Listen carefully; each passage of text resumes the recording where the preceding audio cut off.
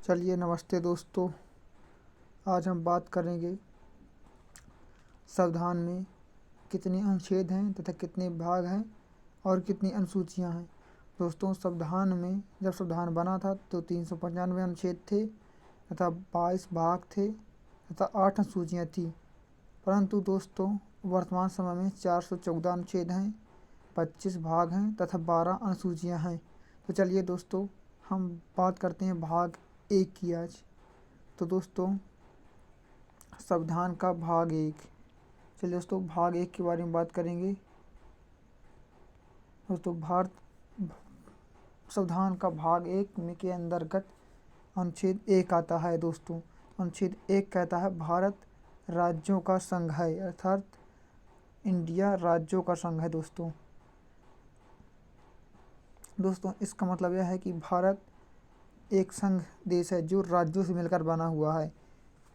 दोस्तों, अनुच्छेद 1 में भारत का अर्थात इस देश का नाम 2 देश नाम रखा गया है, पहला भारत तथा दूसरा इंडिया। लेकिन दोस्तों, आपको बता दें कि भारत के अन्य नाम भी होते हैं, जैसे हिंदुस्तान, भारतवर्ष, जम्बू द्वीप, आर्यावर्त।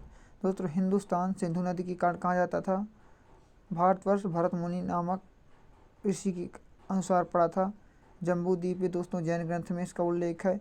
इंडिया दोस्तों इंडस नदी के कारण, यानी सिंधु नदी को इंडस नदी भी इंग्लिश में कहा जाता है, इंडस नदी का। दोस्तों, आर्यावर्त दोस्तों यहाँ आर्य की स्त्री है, इसलिए आर्यावर्त कहा जाता है।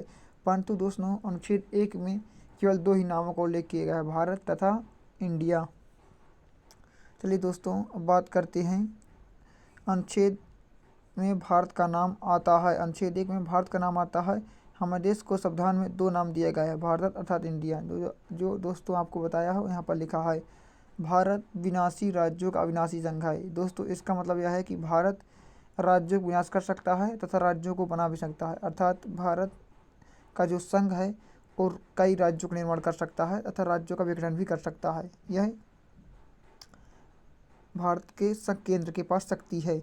दोस्तों, हम बात करें तो जैसे 1956 में मध्य प्रदेश बना था तथा 2002 में मध्य प्रदेश से टूटकर छत्तीसगढ़ अलग हुआ था। यह केंद्र की शक्ति ही है। दोस्तों, अनुच्छेद 1 के तहत ये काम हुए थे। चलिए दोस्तों, अब बात करते हैं राज्य। अनुच्छेद 1 के तहत दोस्तों राज्य की सीमा, नाम तथा छोटे छोटे राज्यों का विलय किया जा सकता है राज्य में, तथा सीमा का परिवर्तन भी किया जा सकता है। दोस्तों, डॉक्टर भीमराव अम्बेडकर ने एक कथन कहा था दोस्तों कि संघ ही सबसे मजबूत, मतलब संघ ही देश को सबसे मजबूत करेंगे। दोस्तों, किसी भी समझौते का परिणाम नहीं होता। दोस्तों, संघ किसी भी समझौते का परिणाम नहीं होता, संघ। चलिए दोस्तों, बात करते हैं देशी रियासतों संबंधी अध्यक्ष कौन थे। जो देशी रियासतें थी उसकी समिति बनी थी। दोस्तों, उसकी समिति के अध्यक्ष थे डॉक्टर सरदार वल्लभ भाई पटेल। दोस्तों, ये अन्य तथ्य के अंतर्गत आएंगे, इनको नोट कर लीजिएगा। तथा सचिव थे बीपी मेनन। किसके सचिव थे? देशी रियासतों के सचिव थे। चलिए दोस्तों, अब बात करते हैं गाजर तथा लाठी का सिद्धांत सरदार वल्लभ भाई पटेल ने दिया था। दोस्तों, गाजर, अब प्रश्न पूछेगा गाजर तथा लाठी का सिद्धांत किसने दिया था? सरदार वल्लभ भाई पटेल ने दिया था। तथा सरदार वल्लभ भाई पटेल ने संपूर्ण भारत का एकीकरण किया था, इसलिए सरदार वल्लभ भाई पटेल को भारत का लौह मार्ग कहते हैं। चलिए दोस्तों, अब अगले बात करते हैं अनुच्छेद 1 के बारे में थोड़ा और बात करते हैं। डॉक्टर भीमराव अम्बेडकर ने संविधान सभा के समक्ष अनुच्छेद 1 को समझाया। अनुच्छेद 1 कहता है भारत अर्थात इंडिया राज्यों का संघ है। इसमें देश का नाम और शासन प्रणाली की जानकारी होती है। चलिए दोस्तों, सरदार वल्लभ भाई पटेल स्वेच्छा से देशी रियासतों को भारत में शामिल किया था। चलिए दोस्तों, अब बात करते हैं आगे के बारे में, अनुच्छेद 2 के बारे में। दोस्तों, अनुच्छेद 2 के बारे में बात करेंगे और जानते हैं अनुच्छेद 2 के बारे में। अनुच्छेद 2 दोस्तों कहता है राज्यों की स्थापना। अनुच्छेद 2 करता है नए दोस्तों जो नए राज्य होते हैं और नए राज्यों की स्थापना अनुच्छेद 2 करता है। जैसे सिक्किम, यानी जो राज्य किसी अन्य देश के हैं तथा उनको भारत का राज्य बनना है, ऐसे राज्यों को अनुच्छेद 2 के तहत भारत में मिला लिया जाता है। दोस्तों, उदाहरण के लिए चौंग्याल सिक्किम के राजा थे। चौंग्याल, जो चौंग्याल राजवंश था दोस्तों, इसमें भारत में शामिल होना चाहता था। इसके लिए अनुच्छेद 2 जोड़ा गया था, 2A जोड़ा गया था दोस्तों। इसके लिए 35वां संविधान संशोधन किया गया था और सिक्किम को सह राज्य का दर्जा दिया गया था सन 1974 में दोस्तों। आपको ये बता दें, अनुच्छेद 2A के तहत चोंग्याल राजवंश ने कहा था कि भारत को शामिल कर लिया जाए, सिक्किम को भारत में शामिल कर लिया जाए दोस्तों। इसके लिए 35वां संविधान संशोधन सन 1974 में किया गया था तथा दोस्तों 36वां संविधान संशोधन सन 1975 द्वारा इंदिरा गांधी ने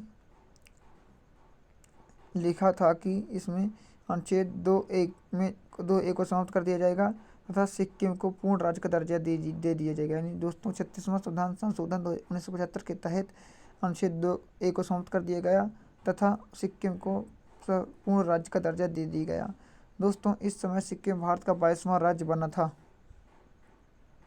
सिक्किम भारत का 22वां राज्य बना था।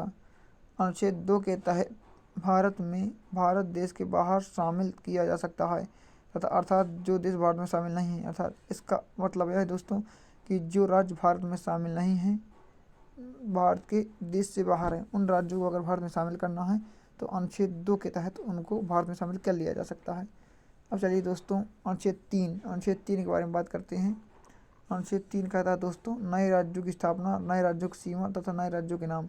अगर तो नए राज्यों की स्थापना करना है जो भारत के अंदर हों तथा नए राज्यों की सीमा परिवर्तन करना है जो भारत के अंदर हों तथा राज्यों के नाम बदलने हैं जो भारत के अंदर हों। इसके लिए अनुच्छेद 3 बनाया गया दोस्तों।